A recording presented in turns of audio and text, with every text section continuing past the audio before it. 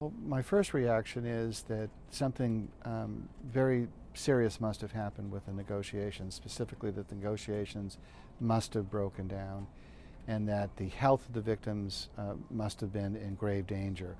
I think for anybody to act the way they did going into an armed rescue, realize that there is a tremendous risk factor here that something could go terribly wrong and victims could be killed. So that's what I assumed. I think that's probably the case.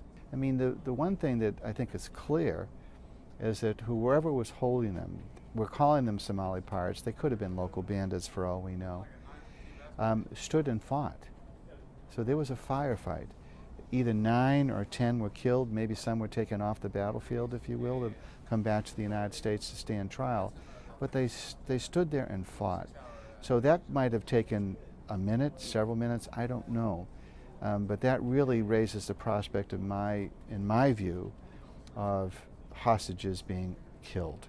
And that's what I would have been very, very afraid of. It's very, very gutsy because it only takes a matter of seconds for a guard to turn a gun on a hostage. And just imagine that situation. It may be that when the attack occurred, that the stealth that they use, the techniques that they use, something might have failed. Somebody might have heard something.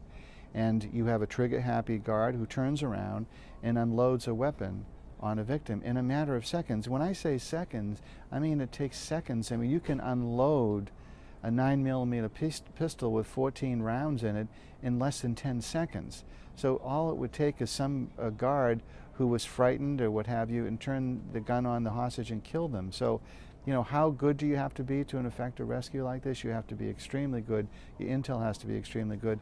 And let's be honest about it, you have to have a certain amount of luck.